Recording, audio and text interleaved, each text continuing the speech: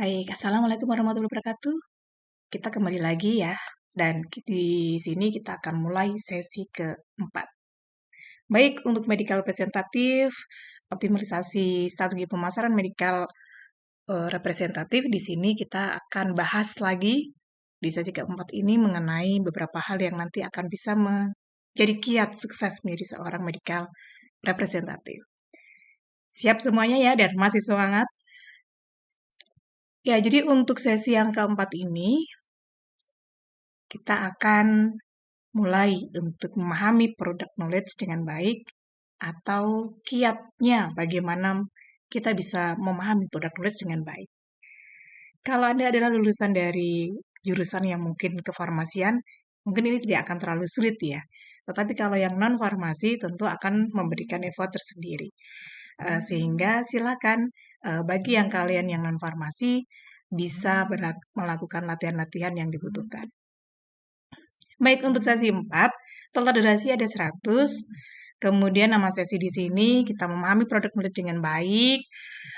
Di sini sobat prakerja semua diharapkan nanti mampu memahami, mempersiapkan manfaat dan keunggulan produk-produk penjualannya. 100 menit tiap 10 stasiun step by step supaya Anda mendapatkan kiat yang dibutuhkan. Baik, di sini dikategorikan bahwa ini salah satu kunci sukses trap ya, bahwa dalam melakukan yang sudah dibahas sebelumnya komunikasi, kemudian bagaimana kita memberikan program kepada user, program loyalitas, ataupun bagaimana cara kita menemukan targeting dan sebagainya, tentu saja product knowledge ini menjadi sesuatu yang sangat penting untuk bisa dipahami, bisa dihayati dengan baik. Sehingga teman-teman sobat-sobat prakerja semuanya ini harus berlatih nih di sini.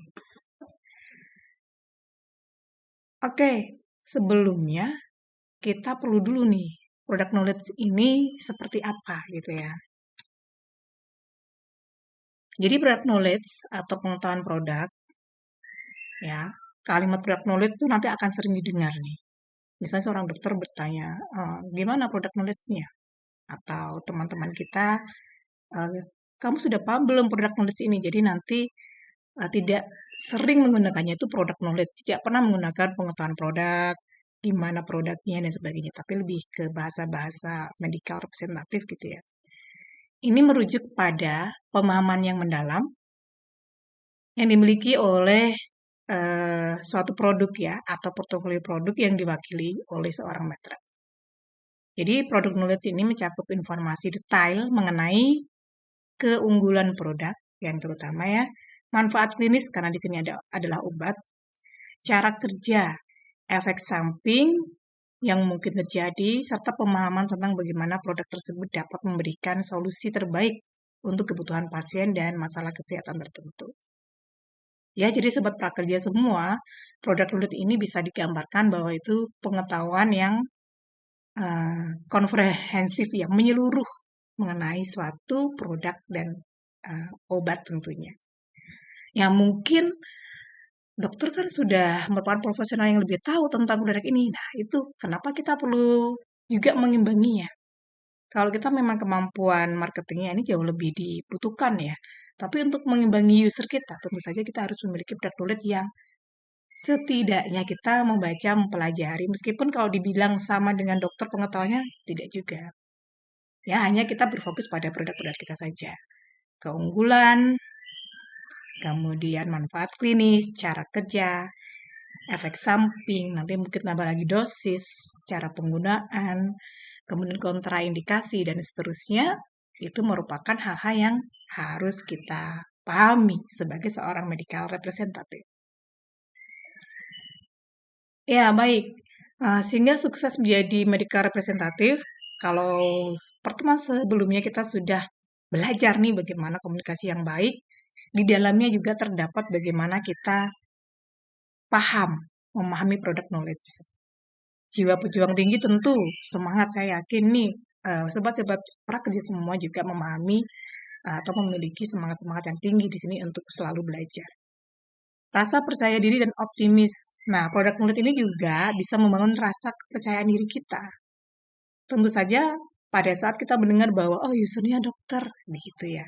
Di mindset masyarakat Indonesia dokter ini adalah ahli yang pinter ya. Tidak sembarang orang bisa menjadi dokter. Pengetahuannya juga luar biasa mengenai obat dan penyakit. Nah, tentu saja itu akan menjadikan kita, bisa nggak ya saya nanti berkomunikasi? Apakah nanti kalau salah bagaimana dan seterusnya. Nah, sehingga memang untuk menumbuhkan rasa percaya diri ini dibutuhkan suatu pemahaman atau bisa mengenali ya dan memahami obat dengan baik, produknya dengan baik sehingga pada saat komunikasi, interaksi kita mampu mengimbangi. Itu akan menjadikan rasa percaya diri yang kuat. Dan juga analisis atau analisa yang kuat.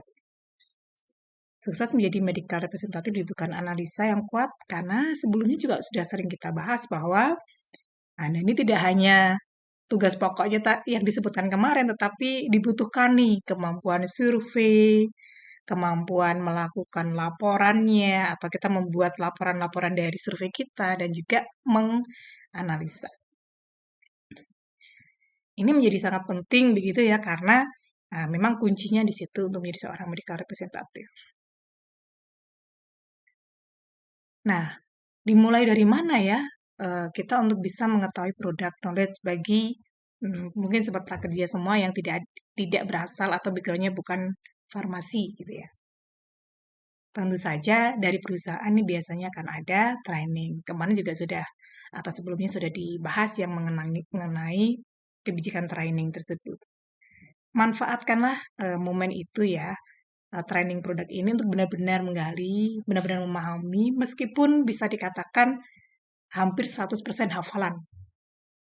Product knowledge ini hampir 100% hafalan. Dan hafalan itu, nah ini kalau saya pribadi ya, mungkin teman-teman atau sobat-sobat prakerja semua bisa mengaplikasikannya juga bahwa untuk menghafal itu tidak harus kita kemudian, kalau saya ya, tidak perlu harus selalu membaca kemudian menghafal, membaca menghafal, tapi kita perlu keyword atau kita perlu kata kunci.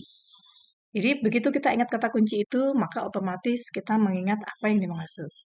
Jadi pada saat melakukan training produk, silakan kita mencari sendiri-sendiri apa kata kunci untuk produk-produk kita. Biasanya produk-produk ini kata kuncinya itu adalah keunggulannya terlebih dahulu. Isi zat berkhasiatnya, dan seterusnya, dan seterusnya. Kalau kita memiliki beberapa produk misalnya, maka klasifikasinya juga penting untuk kita pahami. Begitu kita paham klasifikasi obat, maka kita bisa menjabarkannya dengan lebih komprehensif. Nah, itu salah satu tips saja ya. Jadi mungkin kemampuan menghafal setiap orang ini berbeda-beda, tetapi kita bisa meningkatkannya di sini. Pemahaman produk farmasi dan medis untuk medical representative. Pentingkah ya? Tadi kita sudah bahas. Kalau untuk komunikasi membutuhkan, untuk detailing, probing membutuhkan, bahkan untuk rasa percaya diri kita butuh. Maka pemahaman ini menjadi sangat penting. Ya, dan harapannya nanti sobat-sobat prakerja semua juga bisa menjadi tenaga-tenaga yang lebih paham ya mengenai obat dan seterusnya. Ini adalah suatu yang bagi yang suka belajar sesuatu yang baru pasti menjadi suatu tantangan yang menyenangkan. Baik, are you ready? Kita coba satu-satu ya. Apa itu produk farmasi? Ya, dalam presentasi kali ini kita akan mengeksplorasi produk farmasi dan medis yang penting bagi Medrep. Mungkin saya tidak akan membaberkan ya seluruh obat. Itu perlu satu, bahkan kalau kuliah di farmasi itu lebih perlu waktu yang lama ya untuk menghafalkan, memahami, dan sebagainya. Di sini saya hanya akan menceritakan tips-tips bagaimana kita bisa memahami produk, kemudian melakukan pencatatan yang seperti apa supaya kita bisa lebih hafal ya, biasa dikatakan hafal atau paham produk kita dengan baik. Kemudian tentu saja kiat-kiat bagaimana kita bisa tidak lupa, bagaimana kita tidak merasa takut pada saat melakukan presentasi di depan dokter.